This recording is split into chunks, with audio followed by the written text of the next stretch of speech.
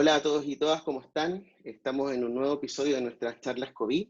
Hoy tenemos el honor de tener un nuevo diálogo internacional. Estamos con Verónica López, desde Chile, desde Valparaíso, quien es la directora del Centro de Investigación para la Educación Inclusiva y profesora titular de la Universidad Católica de Valparaíso. Y estamos con el catedrático de la Universidad de Barcelona, Fernando Hernández. Vamos a tener un diálogo hoy sobre investigador del Grupo de Investigaciones Brina, también con nuestro gran amigo Ezequiel, que siempre se me olvida saludarlo, pero estamos aquí juntos en esta tarea de llevar a todos vosotros algunas ideas, reflexiones, propuestas de nuestros invitados respecto a lo que nos toca vivir transversalmente hoy, que ha sido el confinamiento, el post-confinamiento, pero sobre todo centrado en lo que nos une, ¿no? Que tiene que ver con el mundo de la educación. Antes de cualquier cosa quiero saludar a Verónica, que está desde Chile, y a Fernando aquí en Barcelona. ¿Cómo están? ¿Cómo les ha ido? Verónica, ¿cómo estás tú? Claro. Hola, ¿cómo Verónica, están? Hola ¿cómo Pablo, estás? ¿Cómo Ezequiel. están las cosas por allá? Aquí las cosas están de terrible hacia catastróficas, diría. Por así estamos por acá. En Fernando. términos de la pandemia y de los efectos y del impacto y de las estrategias de gobierno. Bueno, yo ahora he cambiado los finales de mis mensajes de correo y les sigo diciendo a las personas con las que le escribo que cuídense, pero ahora más que antes. Porque la sensación que tengo es que se ha perdido la conciencia de que ya no hay virus, de que ya nos podemos comportar de la manera que nos dé la gana y podemos salir. O sea, y ahora ya cada día comienzan a salir focos que son fruto de reuniones inconscientes que tenemos, ¿no? Entonces yo creo que estamos en ese momento, ¿no? De cuídate, pero ahora más que antes porque parece que ya todo es normal y no lo es, ¿no? Y Fernando, entonces, ahí a raíz de lo que comentás, me gustaría hacer una pregunta introductoria. A ver, cómo cambiaste esta manera de saludar en los mails y realmente yo siento lo mismo. Yo también estoy en Barcelona y de salir a hacer las compras o de salir a caminar un poco en los horarios permitidos, con la apertura de los bares, de las terrazas, empecé a ver que había, como vos notaste, una cierta normalidad, no nueva normalidad, solamente que con barbijo. Y te quería hacer una pregunta y a ver qué opina también Verónica y cómo se está dando esto en Chile, de cuánto tienen que ver la manera en que nos informamos, ¿no? Quizás desde el lado que la reflexión venga desde el lado de los medios de comunicación, pero cómo nosotros, las personas, nos estamos vinculando con la información en esta etapa, ¿no? En una etapa en donde vivimos confinados, conectados casi las 18 o 20 horas que estemos despiertos al día. ¿Qué reflexiones te genera esto? bueno, yo me permito, una de las cosas que he reflexionado mucho durante este tiempo es en la diferencia entre el norte y el sur. Cuando digo el norte y el sur me refiero al norte de Europa, porque bueno, en este caso a nosotros nos toca también estar en el sur, ¿no? Y yo creo que es la conciencia de responsabilidad o la conciencia de no responsabilidad.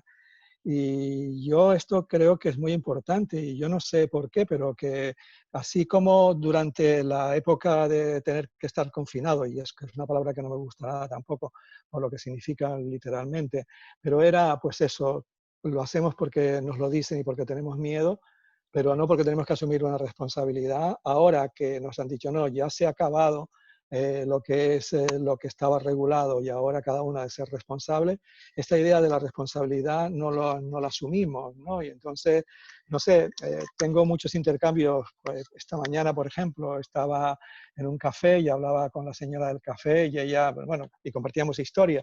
Ella me decía, me parece increíble ir a una panadería y que te sirvan el pan sin mascarilla. Me parece increíble ir a un restaurante y que no te limpien la mesa. Digo, pero esto está pasando. Y dice, sí, la gente no es consciente. Es como lo que tú acabas de decir, Ezequiel. No, ya todo es normal. Entonces, claro, esta idea de uno tiene que ser responsable. Y claro, y en esto voy a una historia que me preocupa y que Pablo seguramente alguna vez me la ha oído. O sea, la ética protestante trabaja mucho la responsabilidad. Y como la ética católica lo que trabaja es la culpa, pues ya hemos hecho el desplazamiento de la culpa y no hemos asumido la responsabilidad. Entonces yo creo que estamos ahí, y a mí lo que me preocupa muchísimo es el tema de que no asumimos la responsabilidad, ¿no? Y entonces, no, ahora ya nos vemos con los amigos, ahora tal, pero bueno, pues tenemos que seguir siendo responsables, pero siempre. Entonces yo creo que eso es lo que se pierde. Y luego cuando hablemos sobre la escuela, surge otro factor, ¿no? Pero yo de entrada pienso es esto, se elude la responsabilidad. Y eso es Claro. lo que me parece interesante. No sé cómo lo ves tú, Verónica. En nuestro caso tenemos una situación bien distinta, una por el clima. Nosotros estamos entrando desde ayer al invierno, pero en realidad tenemos una cifra de contagiados y de fallecidos donde no sabemos siquiera si hemos llegado o no al pico, todo pareciera que no. Al día de hoy habían 3.000 fallecidos por COVID, pero el día viernes sacaron otra lista de los fallecidos con sospecha, en realidad son con diagnóstico médico clínico, solo que sin el PCR positivo, que suman 3.000 más. O sea, pasamos de 4.000 a 7.000 en un fin de semana. Y esto tiene mucho que ver con el tema de la conciencia y responsabilidad. En realidad eso es lo que nos dice mucho el gobierno de Chile actual, de que la gente no está acudiendo, no está como respetando las medidas de confinamiento. Yo vivo en Valparaíso y ahora aquí hay cuarentena obligatoria, pero en realidad tiene mucho que ver uno con la desinformación, como les digo, o sea, todavía no sabemos cuántos contagiados y cuántos fallecidos hay realmente, lo que genera una incertidumbre muy, muy grande, que aumenta la desconfianza hacia el gobierno que ya venía instalada y en realidad hacia el poder político con el estallido social de Chile. Entonces eso se aumenta, por lo tanto, la no cohesión social, que yo creo que son ingredientes que se ha tenido Uruguay, por ejemplo, que estando también en el sur, ha tenido otro comportamiento social, ¿cierto? Siendo que entiendo que las cuarentenas allá eran más bien voluntarias, pero con otras condiciones de base. Nosotros acá, en vez de entregar las ayudas sociales económicas, lo que hicieron fue una ley de protección de empleo que te quita el seguro de cesantía, lo usa por 3 meses. Esos 3 meses se agotan este mes. Entonces, hasta la incertidumbre, bueno, entonces las personas las van a empezar a despedir y si las despiden ya no tienen seguro de cesantía. ¿Qué va a pasar? Y así, ¿no? O sea, suma y sigue, se genera una estrategia de entrega de alimentos, pero los alimentos no llegan nunca. Por la desconfianza, entonces, porque no lo depositan en una cuenta corriente que las personas pudieran sacar directamente. Entonces, y por otra parte, sí es cierto que en realidad las cuarentenas, por ejemplo, nosotros llevamos una semana exactamente, una semana 3 días, y al parecer la movilidad se redujo en 20%, o sea, muy, muy poco. Y eso te viene explicado no solo porque la gente es inconsciente y responsable, sino porque tiene que ir a trabajar, porque acá hay un 40% de empleo informal, es decir, las personas venden ropa en la calle, ¿sí? Y si no lo hacen, no hay comida. Entonces, claro, ante la disyuntiva de o como o me enfermo, y además, por otra parte, hay muchísimo hacinamiento. Es como que Chile aplicó estrategias de primer mundo, y eso también en el campo educativo, y se dio cuenta, o por lo menos el gobierno, de hecho lo reconoció el ministro de Salud, Mañalich, que ahora fue reemplazado, que no se había dado cuenta de la cantidad de pobres que hay en Chile y el nivel de hacinamiento que realmente se existe. Y eso está concentrado, por ejemplo, en los migrantes, que ha ido un aumento también en Chile. ¿Sí? Creo que ese más bien es el contexto nuestro. A ver, yo cuando escucho a Verónica me viene como todo un país de realidad, porque si bien yo llevo 11 años en España, soy de Chile y estoy claro, con la vinculación, igual que Ezequiel, ¿no? Con Argentina, con ambos lados. Y evidentemente pienso que, claro, con Fernando lo comentaba, nosotros estamos en una fase de juzgar el tipo de responsabilidad civil con el que estamos actuando, una vez que al parecer las cifras muestran que hay esperanza, ¿no? De sentir que podemos movilizarnos con algo más de libertad después de estos 3 meses que han sido bien estrictos. Pero claro, pensamos que en Chile y en Argentina el confinamiento, si bien formal en Valparaíso comienza hace una semana, también todo el estado así como de alarma viene desde también la misma fecha, casi a mitad de marzo, ¿no? Desde mitad de marzo que están con este tema de preventivo, y ya si apuntamos un poco más, desde casi octubre, ¿no? Que Chile vive todo un escenario de cambio, de transformación. Les quiero preguntar a los dos, porque evidentemente los dos tienen una sensibilidad humana muy, muy evidente, ¿no? Y que la traen a al propio campo de ese movimiento académico que representan. Los conozco a los dos y se queda así. ¿Qué puede quedar con esto? Tenemos cierto temor, cierta incertidumbre, cierta esperanza. Y yo sé que esta es una pregunta que Ezequiel me va a mirar y me va a decir, pero Pablo, esta pregunta la hacemos al final, pero es que yo después de escuchar a vosotros dos, no puedo hacerle otra pregunta. ¿Qué sienten? O sea, por ejemplo, acá con lo que tú has visto, Fernando, ¿vamos hacia una sociedad mejor, más justa? O todo este discurso que hay de que cómo no nos hemos dado cuenta de que las desigualdades existían de antes, ¿no? Y que este discurso de que todo se ha agudizado parece como la gran novedad. Y en Chile te pregunto lo mismo, Verónica, ya que venía todo esto desde octubre y ahora pasa esto. No sé, ni siquiera te lo pregunto, ¿qué sientes? ¿No? ¿Qué sientes con todo esto? ¿Hacia dónde vamos? Pues si responde Fernando primero para ir en ese mismo orden, genial. Bueno, yo cuando acepté participar en este encuentro dije que no quería hablar sobre el futuro. Eso lo dije claramente, que no quería hablar sobre el futuro, ¿no? Porque, o sea, en esto me siento, bueno, lo que dice el entrenador del Atlético de Madrid, ¿no? Hay que ir partido a partido. O sea, yo no me atrevo a lo que dice el Cholo Simeone, ¿no? O sea, hay que ir partido a partido. Porque es que no lo sabemos, es que cada día hay un vuelco, cada día hay una cosa que marca la diferencia. Es decir, oyes a los médicos en los hospitales y dicen que ellos están cambiando las estrategias y las formas de trabajar, porque si viene una segunda oleada, pues ya no caer en las mismas cosas que se cayeron en el primero, ¿no? Bueno, eso me parece muy importante que los médicos lo estén haciendo.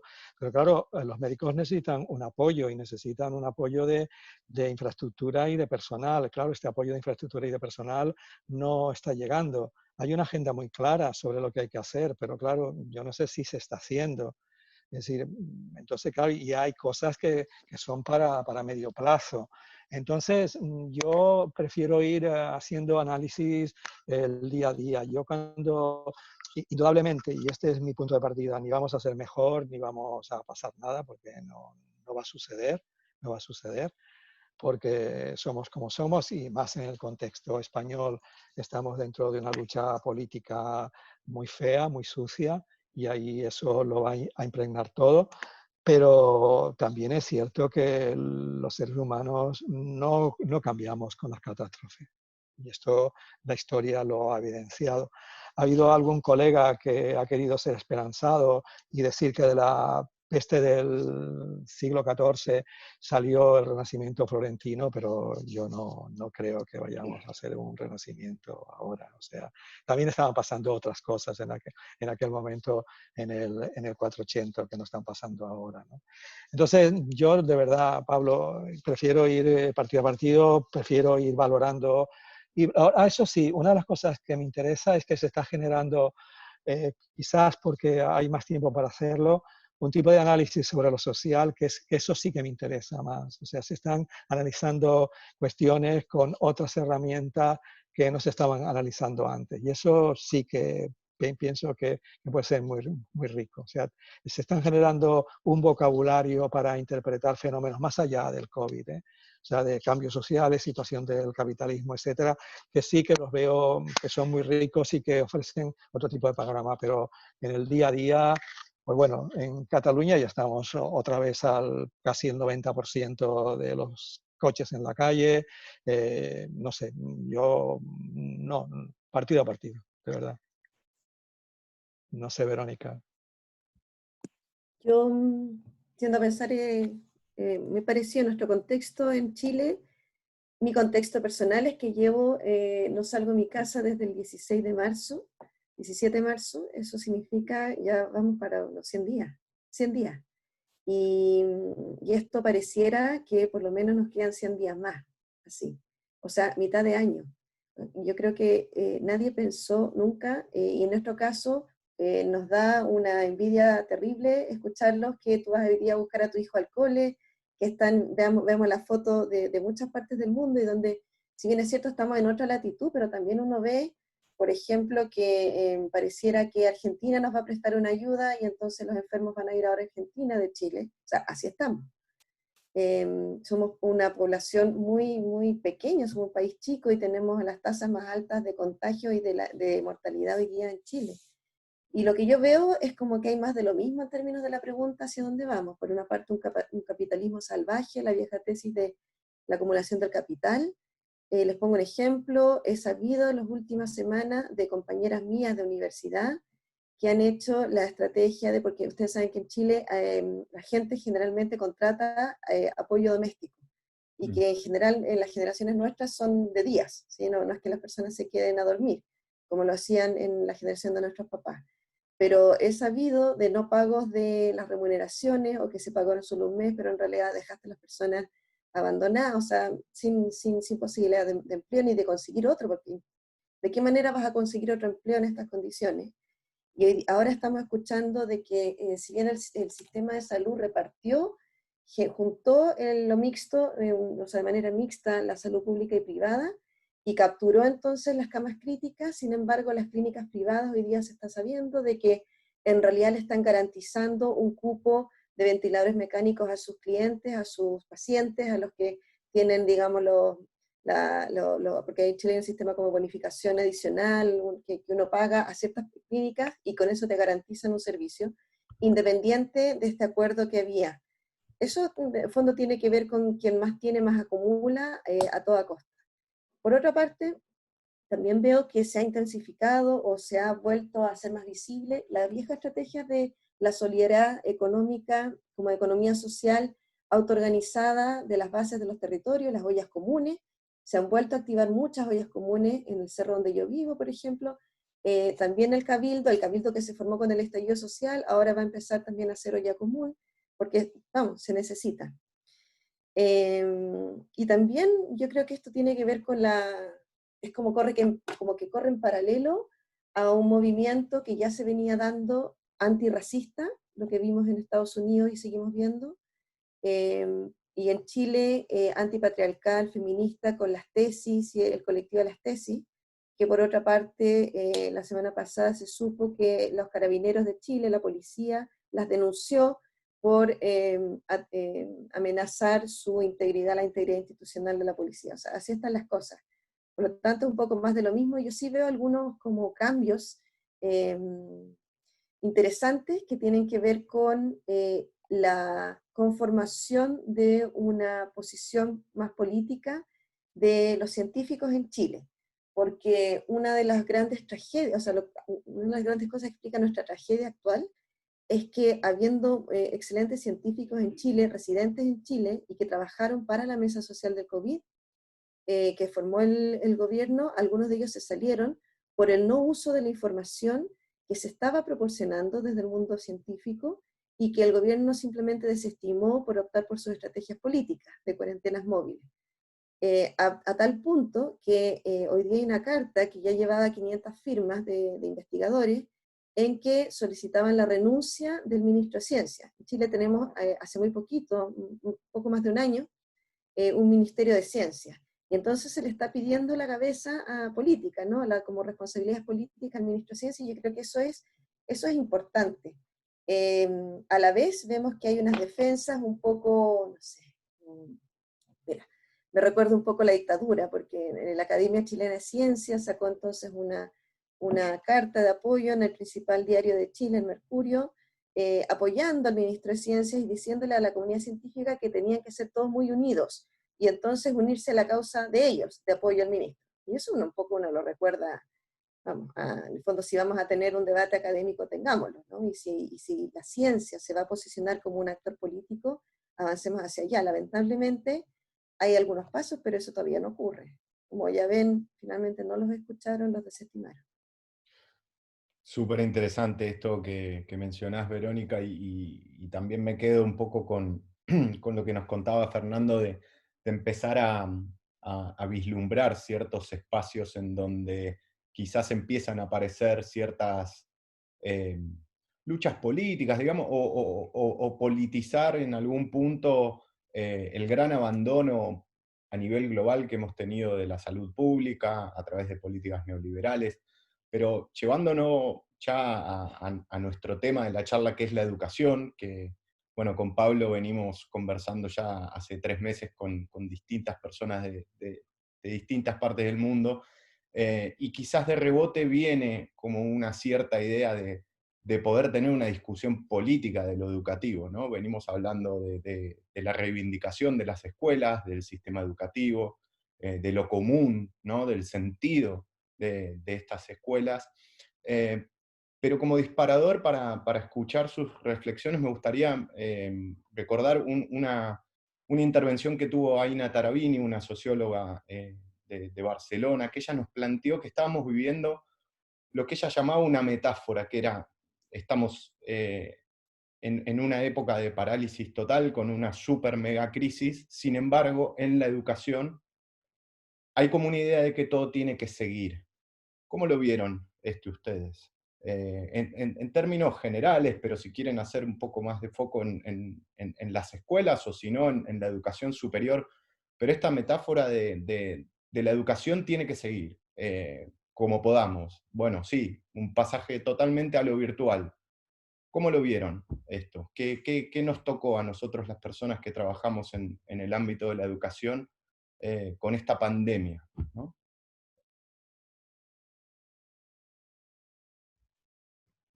Estás sin el micrófono, Fer. No sé, Verónica, si ahora quieres comenzar tú y yo sigo, bueno, Bueno, lo que tú quieras. está bien, sí. Em, Quisiera como comenzar tomándome la idea que planteó Ezequiel del gran abandono en la salud pública, para hacer la analogía en el sistema educativo, ¿no? En la educación pública. Que en el caso de Chile se vino dado desde la dictadura militar, cívico-militar, con la modificación de las leyes educacionales, que básicamente tenían tres ingredientes. Uno es el voucher o la subvención, que en realidad lo que permitió es ingresar al privado con platas del Estado para que se hiciera cargo de un sector de la educación que no existía. O sea, también habían unas tasas de cobertura bien bajas. Y ese voucher vino asociado a un segundo dispositivo que es el CIMSE, o la evaluación estandarizada, que desde hace 10 años además tiene muy altas consecuencias. En Chile, hoy día con el CIMSE, si una escuela puntúa muy mal 4 años, la pueden cerrar. Esa es la amenaza en que estamos ahora. El CIMSE permitió mostrar que lo privado siempre era mejor. ¿Por qué? Porque la ley permitió la selección académica. Y en la selección académica tiene que ver con la posibilidad de que el privado pudiera descremar, ¿cierto? Es decir, elegir a los mejores estudiantes, a aquellos académicamente más dotados, y que además se correlaciona con el capital social cultural de la familia. Entonces teníamos un sistema por 30 años que terminó segregando el sistema a tal punto que no solamente aumentó el número de escuelas particular pagadas en Chile, que hoy día es la mayoría de las escuelas en Chile, son el 60%, pasaron de la nada a 60%, en 40 años, pero además se mantiene el sistema de voucher, que es la subvención, que no es un financiamiento basal, o sea, las escuelas no reciben por ser escuela, reciben por número de alumnos matriculados y asistiendo. El sistema de voucher se mantiene hoy día, en pandemia, y ahí están discutiendo cómo van a generar un pago a las escuelas si los alumnos no están yendo, y cómo podemos generar entonces la evidencia de la subvención. Lo único que se modificó en Chile con la ley de inclusión del año 2015 fue la selección, donde las escuelas particulares, ya sean particular pagado o particular subvencionada, que sí podían seleccionar por crédito, por dinero, empezaron a ser impedidas de hacerlo. No es total, porque hay algunas excepciones, pero en general el sistema tendió como a moralmente castigar el hecho de que la escuela pudiera seleccionar, porque conscientemente, y yo creo que esto fue un gran avance, como la sociedad se dio cuenta de la injusticia social que eso generaba y de la falacia del CIMSE. Con eso voy ahora a la parte de la pandemia. Cuando tú dices la educación tiene que seguir igual, eso lo ha dicho el ministro de Educación tal cual, así textual, muchas veces. En todas partes, lo ha dicho en el Congreso, lo ha dicho en los medios. ¿Y cuál es su razonamiento? Él dice, mira, Chile hoy día tiene un 1,4% de deserción, que en realidad es súper bajo. Claro, esa cifra muy baja esconde desigualdades, como porque, por ejemplo, ese 1,4% se concentra entre un 30 a un 40% en las escuelas más pobres y en los estudiantes más pobres. Se concentra en los estudiantes con discapacidad, que hoy día en realidad llegan a octavo básico, casi no hay estudiantes que luego pasen a la enseñanza media, o sea, esa es una realidad. Pero igual sigue siendo bajo respecto a otros países de nuestra región. Y la cifra que ellos han estimado es que esa deserción podría llegar o va a llegar al 5%, lo que significa 80.000 estudiantes que van a desertar del sistema escolar, que se van a desescolarizar, y que eso es grave, y ahí estamos de acuerdo, es grave, y que obviamente, nuevamente, eso va a impactar de manera más profunda en aquellos estudiantes que ya se encuentran en riesgo de deserción, que son los estudiantes migrantes, los estudiantes de niveles socioeconómicos más pobres. Ahí tenemos temas también con las mujeres, y en este caso con los varones que van a entrar, y de hecho están haciendo, a la fuerza laboral, porque en realidad como si nosotros vamos a tener una cifra de contagio y de fallecimiento, eso afecta la economía familiar y eso afecta la posibilidad de los estudiantes de ingresar. El problema está cómo lo están haciendo. Ahí hubo una mesa social del COVID, como les decía, a mí me llamaron, participé en la estrategia de apoyo al bienestar de las comunidades escolares. Entonces, junto con plantear una estrategia de los 3 niveles, una cuestión multinivel, que no sea solamente pensar que el psicólogo se va a hacer cargo de todo, porque es imposible, que hay que generar como un apoyo social, comunitario y pedagógico de base, que hay que tratar la flexibilidad curricular, la contención emocional, etcétera, pero que junto con eso hay que ser coherentes, como una coherencia a nivel sistémica, en el que en realidad el gobierno debió haber suspendido la prueba CIMSE. Y recién la semana pasada, tras muchísima presión, llegamos a nosotros a participar de otra mesa, la mesa ampliada de educación, con los actores gremiales, las organizaciones de base, para apoyar el planteamiento de que en realidad el CIMSE seguía con toda esta catástrofe. No, los estudiantes primero íbamos a volver en mayo, y eso dijo desde el presidente para abajo, se le echaron todo el mundo encima, ¿cómo vamos a volver en mayo? Bueno, si no es en mayo, fines de mayo. Fines de mayo ya se empezaron a quedar callados porque en realidad las cifras ya no daban para más, y el ministro de Educación ahí dijo, vamos a volver cuando podamos volver. Todavía no sabemos cuándo podemos volver. En el caso nuestro, los estudiantes llevaban 2 semanas o 1 semana de clases presenciales. Y se han hecho esfuerzos ministeriales para que las clases continúen de manera remota, es cierto. Pero se hicieron con una visión como de conectividad total, o por lo menos mucho mayor del que realmente terminó siendo. Se generó una plataforma, Aprendo en Línea, desde el nivel central. Esa plataforma en realidad es como un depositorio, porque los niños pueden descargar guías. Se generó un canal de TV educativo online que en realidad es, comprémosle las licencias a algunos programas chilenos, que algunos de ellos son cartoons, son mono animados, otros son más educativos. Y sí se generaron algunas impresiones de material que se llevaba a las escuelas, pero la impresión general es que no ha servido porque en realidad el nivel de conexión digital de las familias es muy baja.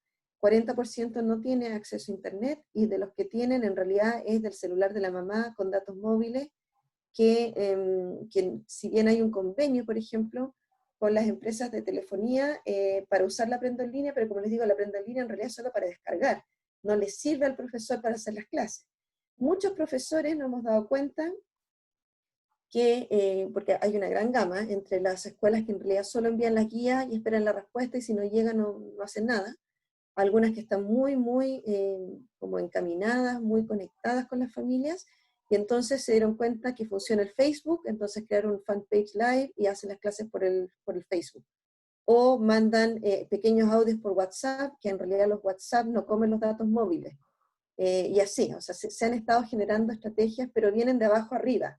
Esas no vienen de arriba abajo. De arriba abajo es el Aprendo en Línea y la TV educativa. Lo que sí hizo el gobierno ahora fue disminuir, la palabra es priorizar el currículum, identificando objetivos prioritarios. En realidad redujo algo así como en 1/4 del currículum.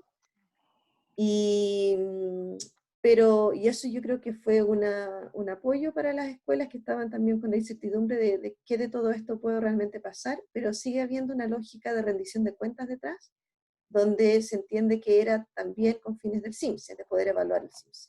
Como les digo, el CIMSE ya no va en formato muestral, que es lo que muchos académicos han insistido, de que incluyo que en realidad el CIMSE debiera tener como instrumento de evaluación de la política educativa, no tiene por qué ser censal, porque al ser censal para todas las escuelas, en realidad eso genera las consecuencias asociadas a la lógica de rendición de cuentas, que es el ranking público, la amenaza de cierre, y eso afecta mucho las posibilidades de avanzar como una educación integral, como la entiende la mayor parte de las personas, que incluye pues, la posibilidad de poder aprender sobre la vida, ¿cierto? Como el informe de Lohr, sería aprender a hacer,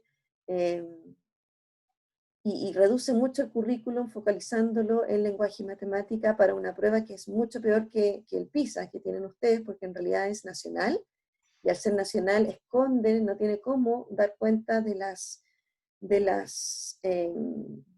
situaciones específicas que viven los territorios y algunos grupos vulnerados en sus derechos, como los pueblos originarios, por ponerles un ejemplo. Si los estudiantes responden en lengua mapudungún, la respuesta es puntuada con el puntaje más bajo, solo por el hecho de que quien revisa no sabe el idioma, y así sucesivamente. Yo creo que eso es entonces, sí, la educación sigue a como de lugar. Gran panóptico de Chile. Fernando.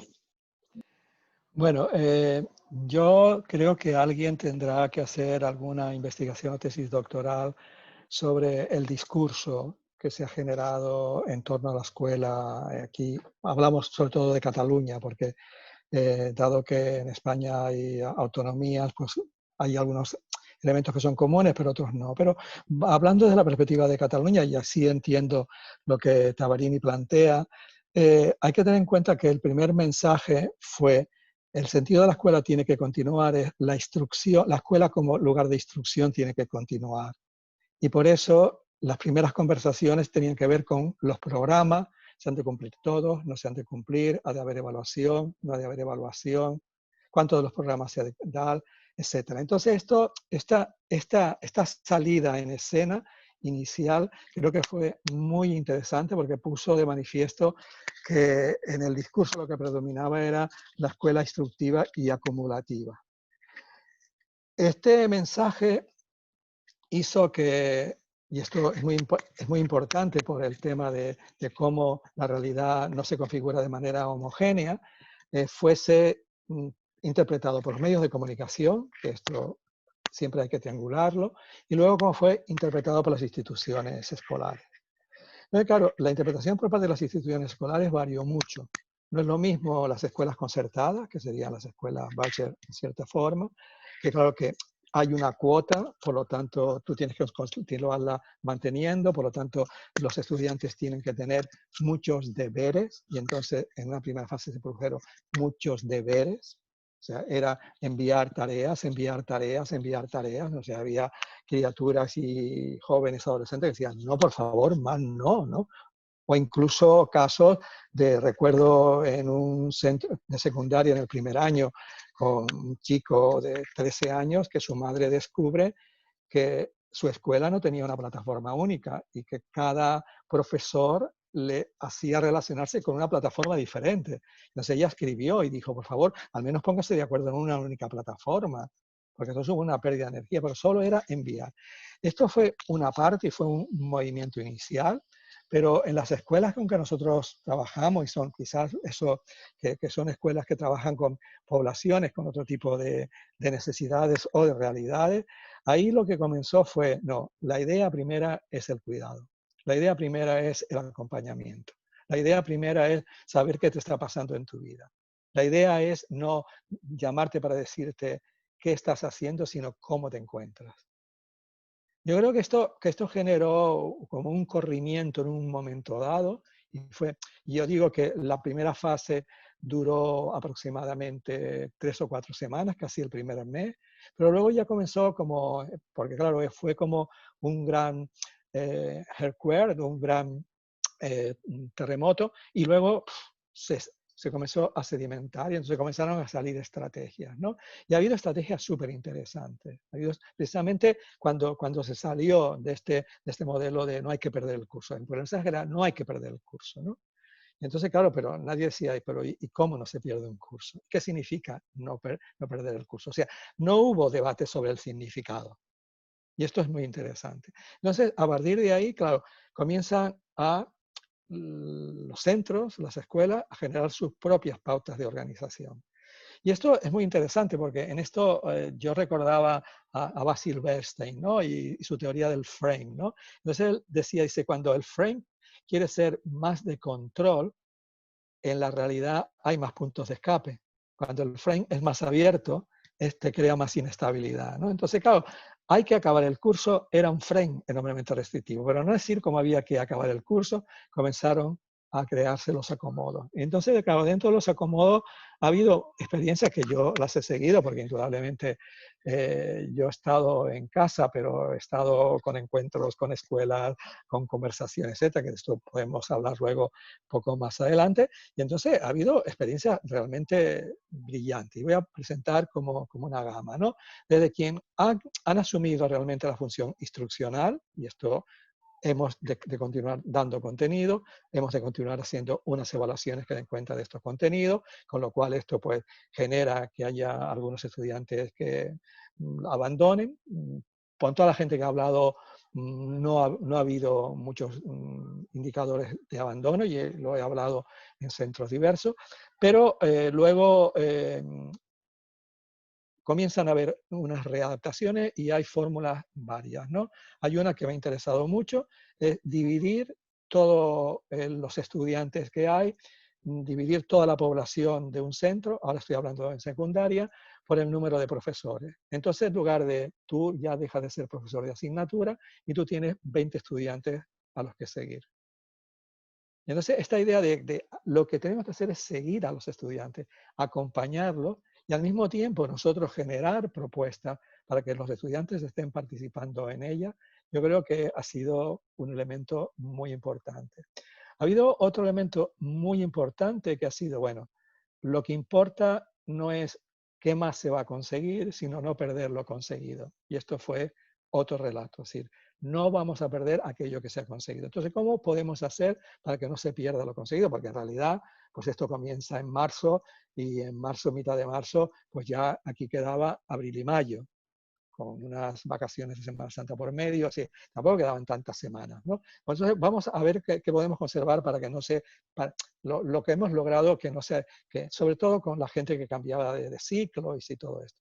Esto fue, y luego ha habido como una tercera que no han olvidado el tema de la instrucción, pero que sobre todo lo que han tenido en cuenta es en qué condiciones estás, cómo estás viviendo, qué te pasa, qué sientes.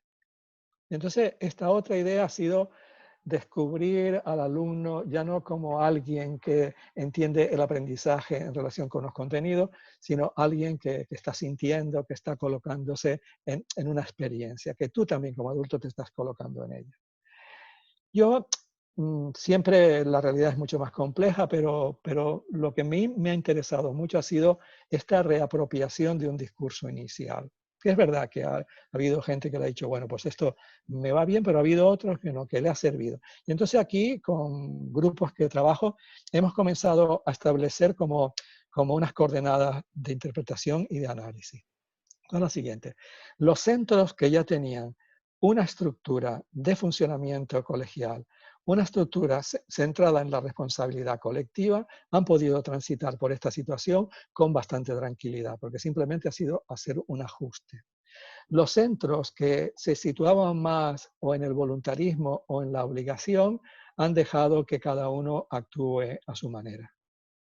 Por lo tanto, esto nos ha hecho plantear, concretamente en un grupo con el que trabajo, cómo la importancia de generar y favorecer más la idea de los proyectos colectivos dentro de las escuelas, dentro de los centros, porque si estos proyectos son colegiales y esto va a permitir una flexibilidad. Y luego la segunda cuestión que hemos visto es los proyectos de vida de centro que ya estaban enfocados, estaban planteados en el alumno como protagonista, el alumno como motor, el alumno como alguien que tiene una responsabilidad en su propia acción, han funcionado y han hecho un proceso de adaptación con mucha más tranquilidad que aquellos centros donde el que tiene el control y el poder es el adulto, el suministrador de información es el adulto, etcétera, etcétera. Entonces, esto también es algo que ha emergido y que ahora, pues bueno, en una red con la que trabajo, nos gustaría poderlo sistematizar mucho más. Lo digo así como para resumir lo que ha sido muy rico y muy complejo y con muchas dimensiones. Sí, ahí, Fernando, con lo que decías último, me parece súper interesante, me parece que a cómo nos agarró la pandemia, quizás esos centros educativos en donde quizás habían privilegiado o implementado herramientas metodológicas o pedagogías o didácticas centradas más en la experiencia del alumno y de la alumna.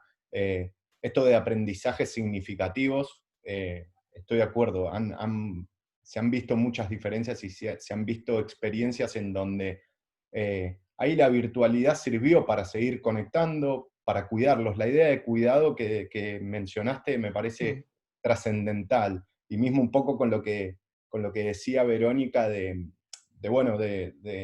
no comparar, pero sí poner quizás en un plano de análisis a la salud con la educación como cosas públicas. Me parece que ahí el concepto de cuidado es un puente súper interesante para destacar y para reflexionar, ¿no? Pablo. No, yo, la verdad es que ha sido una pasada esta conversación, porque que son dos relatos con trayectorias, con cómo se han ido enfrentando a la propia realidad los centros. Te pregunto, Fernando, a pesar de que Verónica nos anticipaba un poco en la cosa en Chile, pero dado que la situación en Chile y en Cataluña, y particularmente en general en España, es diferente, porque la masa de escuelas concertadas en Cataluña, en España en sí, no es menor, pero no es tan sustantiva como en Chile, ¿no? Pero tú has notado que este tipo de iniciativas, por ejemplo, que mencionabas recién, Fernando, varía según el tipo de escuela pública concertada, particularmente.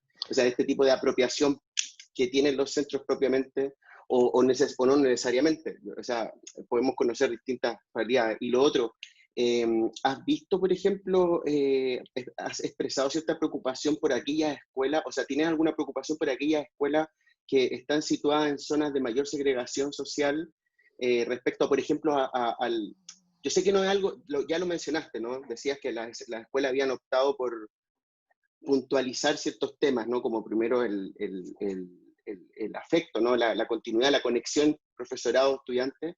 Y tú, Verónica, hablabas también incluso de que el currículum se había reducido a hitos que son centrales, ¿no?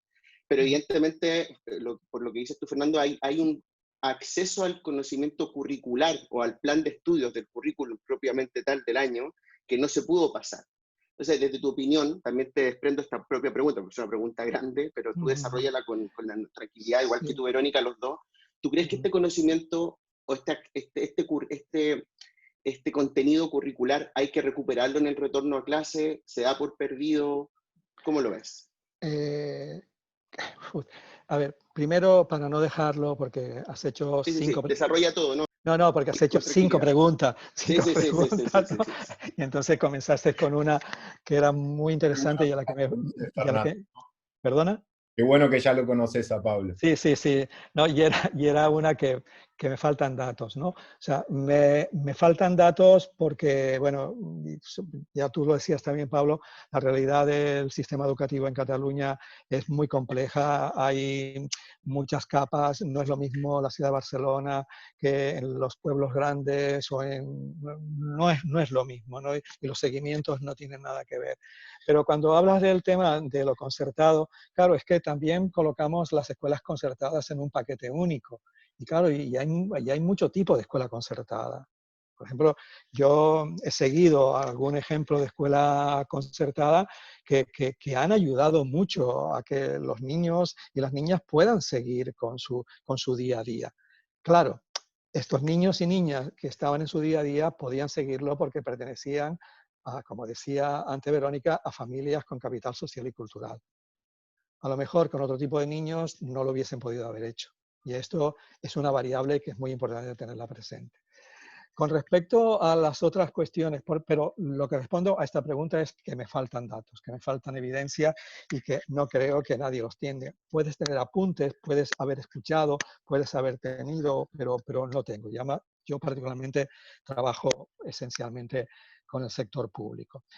Con otras cuestiones que has ido apuntando dentro de la multiplicidad de preguntas, yo lo que sí que creo es que la escuela sigue centrada muy centrada en el sujeto curricular.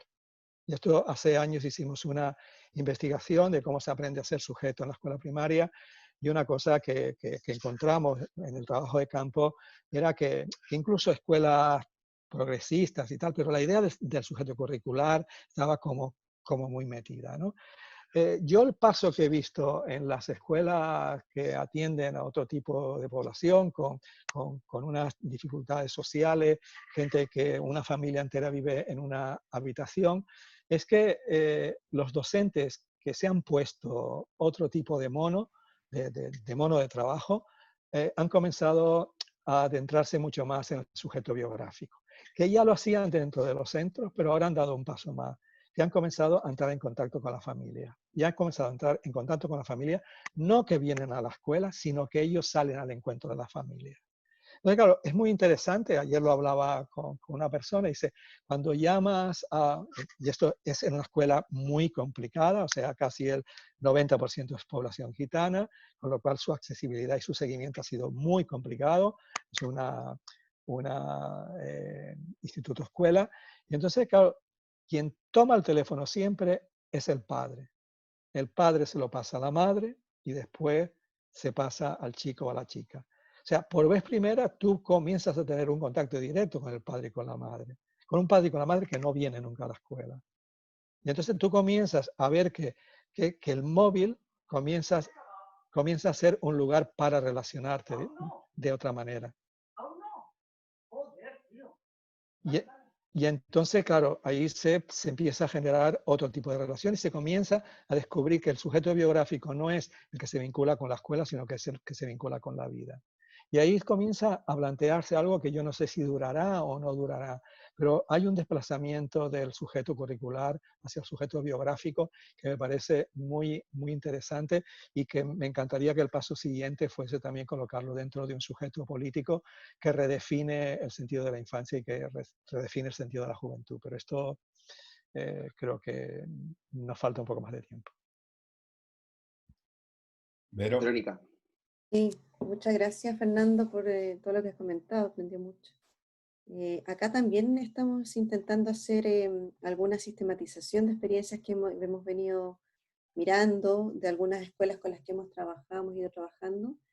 Yo quisiera poner el foco quizás como en la idea del aprendizaje organizacional de las escuelas, porque también conecto contigo en que dependiendo de las condiciones con que las escuelas ya venían, en términos de sus formas de organizarse colectivamente o muy basada en el control, en el susto en nuestra casa, por las presiones, como les digo, externas del CIMSE y sus consecuencias.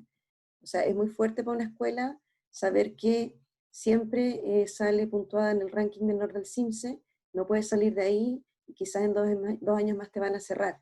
Esa es como la realidad que hoy día vive por el sistema de aseguramiento de la calidad.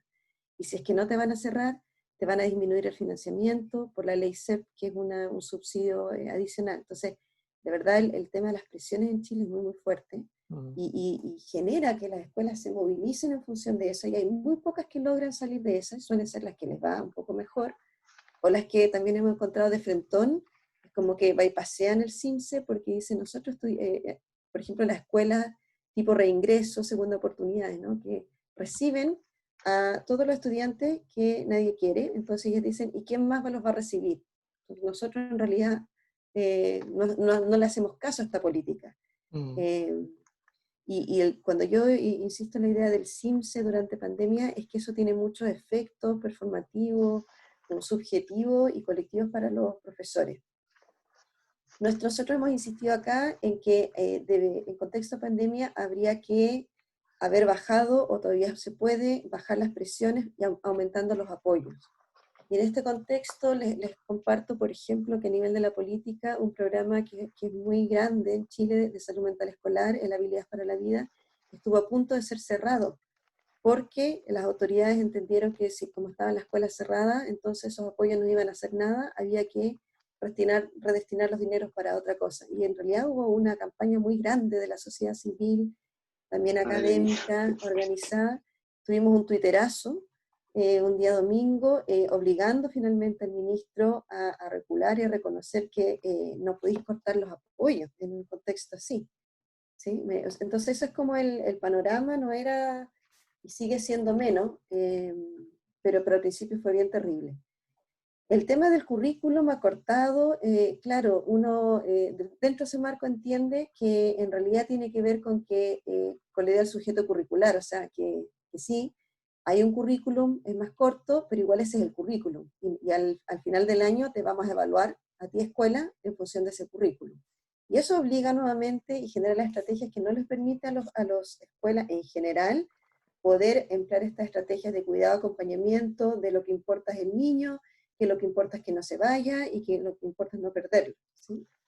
Pero a la vez hay un discurso paralelo de la deserción. Entonces ahí estamos. Lo que nosotros hemos visto en Chile, y acá quizás respondiendo a tu pregunta, Pablo, en escuelas tanto municipales como particulares subvencionadas, no es que sean, no es un marcador, yo creo, que marque las diferencias, es como algunas estrategias interesantes, como son diagnósticos autogestionados para saber cómo están los niños, si tienen o no conexión, cómo está la familia, si han perdido o no el empleo, que los hizo, por ejemplo, el equipo psicosocial, conformado por psicólogo y trabajador social, que luego le devolvió a los profesores, y los profesores tienen un listado, entonces, uno por uno, para saber cómo están los estudiantes. El paso siguiente, empezar a contactarlos, pero ya con una situación un poco diagnosticada de cómo estaban en términos socioemocionales, sociofamiliares y también curriculares. Hemos visto casos, como les contaba, de conexión sistemática, cotidiana, con los estudiantes uno a uno, y son esfuerzos grandes. Hay escuelas municipales que si el estudiante no llama, o sea, no se conecta, entonces igual envían a alguien del apoyo psicosocial a las casas para poder ver en cuál es la situación. Hoy día el Ministerio de Educación está insinuando, sacó una circular que recomendaba, esto fue el jueves, viernes, recomendaba que en el libro de clases los profesores fueran anotando cuál es la situación de cada uno de sus estudiantes. El colegio de profesores reclamó que no tenía la facultad para obligarle a hacer eso, etc. Todo se vuelve también muy político, ¿sí? Pero la idea, yo creo que detrás es que tenemos que saber quiénes son estos estudiantes, cuál es su situación, dónde están, para poder conectarnos. Hemos visto en varias escuelas una situación bien interesante en términos curriculares, que es el rediseño del currículum, antes que el ministerio priorizara el currículum, porque empezaron a hacer uso de los ABP, de los aprendizajes basados en proyectos, de metodologías que nuclearizan los aprendizajes, entonces trabajan por proyectos, proyecto Valparaíso, el proyecto La Pandemia, juntan cursos, entonces interdisciplinarios, y claro, eso les ha ido funcionando, porque en vez de mandar la guía, recibir cric, cric, silencio, y volver a mandar otra guía, empezaron a darse cuenta que las familias no tenían el tiempo, los niños se aburrían enormemente, entonces han empezado algunas escuelas a rediseñar en lo que uno entiende que es algo, una metodología muy basada en aprendizaje basado en proyectos. Y como les decía, hay algunas escuelas municipales que están haciendo maravillas con las TICs. O sea, unos Facebook que te mueren los videos que han subido y que además son tan interesantes, son tan entretenidos, que cautivan a las familias. Y terminan las familias entonces mirando todos juntos el video, hacen unos canales, unos programas así, quédate en casa todos los viernes, todos los miércoles. Y eso ha acercado como a las familias, porque también yo creo que detrás está la idea de los fondos de conocimiento, o sea, acercar el currículum a través del acervo cultural y las necesidades de la familia, mucho apoyo, muchísimo apoyo a la alimentación de los estudiantes. Tenemos un problema grande con alimentación. En Chile los niños reciben alimentación a través de Junaep, se permaneció eso, pero de muy mala calidad, según informan la mayoría de las personas. Entonces, con la alimentación y con también apoyar la situación de pérdida laboral de los padres, con, por ejemplo, por Facebook hacen unas colectas, pero también hacen publicidad de los emprendimientos de los apoderados que trabajan en situación independiente informal, etc. Yo creo que concuerdo con Fernando en que no da lo mismo la situación inicial en la que se encontraba el establecimiento escolar antes de la pandemia en términos de su capacidad de organización colectiva, en términos de su respuesta, de control y sumisión a las políticas educativas, claramente, no, pero también hemos visto que las escuelas aprenden. Una de estas escuelas que les cuento es una escuela de un cerro, es particular subvencionada, pero atiende a una población muy pobre, y además fue muy afectada el año 2014 por el incendio. En Chile tuvimos en Valparaíso un incendio muy, muy grande. Cuando nosotros fuimos a apoyar a esa escuela en 2014, estaban bien devastados los profesores sin saber qué hacer. Sí habían hecho visitas familiares, pero la sensación era como de parálisis. Y cuando ahora nos contactamos con ellos, estaban en otra situación, habían hecho este diagnóstico, estaban trabajando con el rediseño curricular. Yo también veo que las escuelas van aprendiendo de las crisis. Sí, sí que lo hemos mirado, y también estamos en la vía de poder sistematizar estas experiencias. Bien. Eh, bueno, a ver, ya para ir cerrando, no les queremos robar mucho más tiempo, pero la verdad que hemos hablado por temas tan macro, tan estructurales, súper interesante.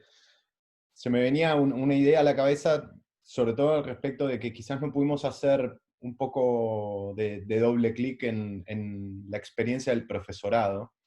Y me gustaría preguntarles a los dos, súper breve, no voy a hacer una pregunta de Pablo, y ahí se ríe, porque siempre le hago lo mismo.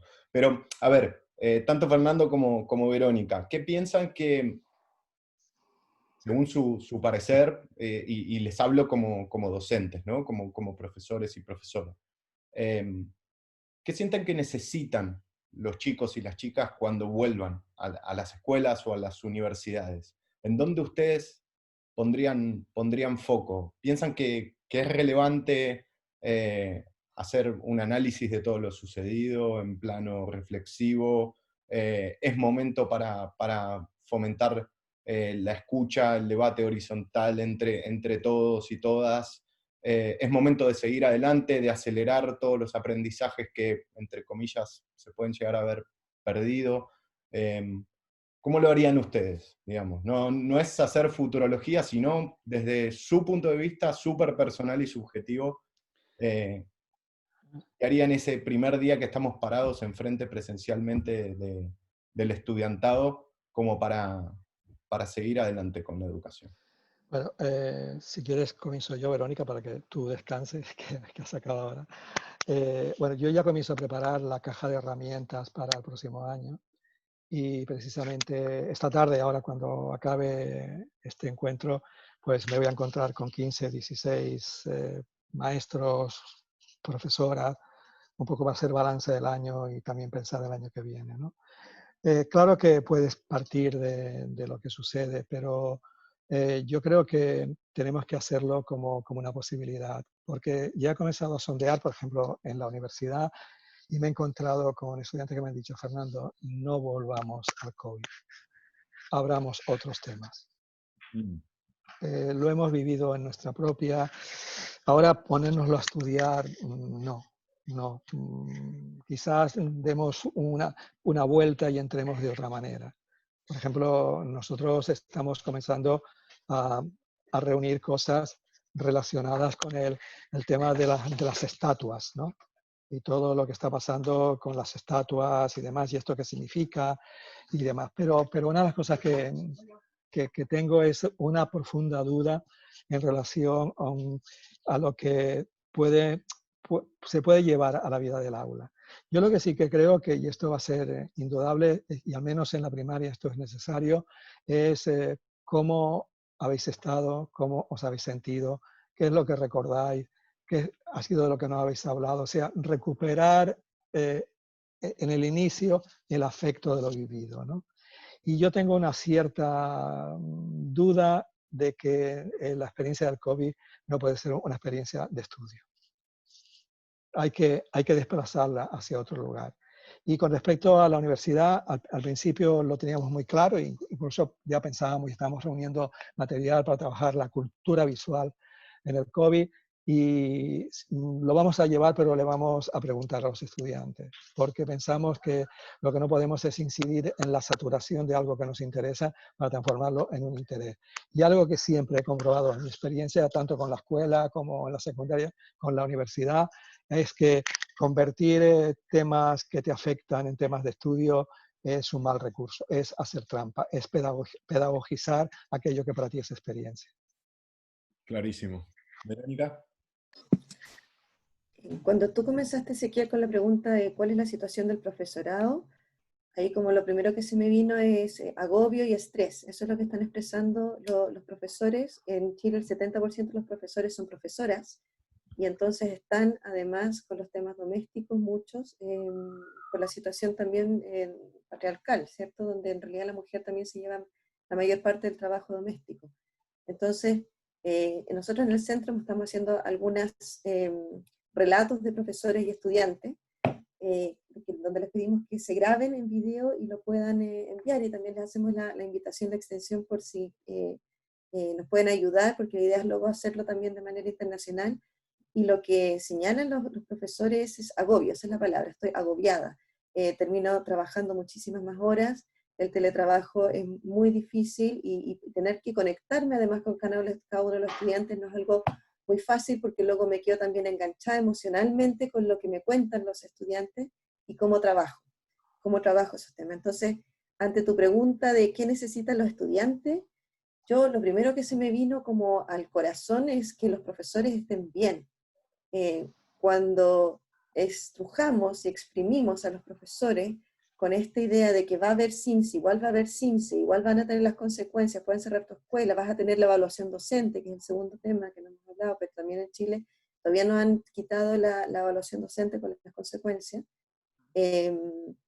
Las contrataciones, hay despido de profesores, no hay certidumbre con el tema de las evaluaciones ni de las promociones escolares, no hay suficientes apoyos para los profesores. Yo creo que en el mundo como ideal, dentro de lo que es esta pandemia, tragedia, es mayor apoyo de verdad a los profesores y a su bienestar, en serio, no una sobadita al lomo, sino que generar políticas de bajar las presiones, aumentar los apoyos.